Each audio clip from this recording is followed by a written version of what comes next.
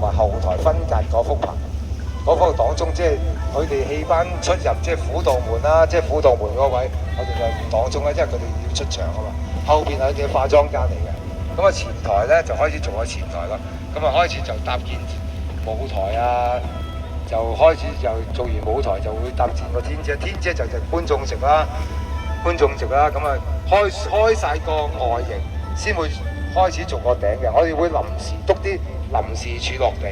就做一個谷拱位，因為你而家見到㗎，我中間係冇柱落地㗎，但我做嗰陣係有柱落地嘅，因為我哋個人要行上去啊嘛。咁我做咗谷拱位就做啲挑唱嚟承受個戲棚嘅中間嗰力度，就做晒先會最尾就拆嗰條中間條山柱，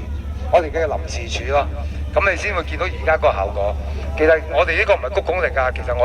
其實係一個挑唱嚟㗎。將中間嗰點就將四方八面前後左右分散由風唱直落地下。其實有機會你可以睇下片，如果我唔記得。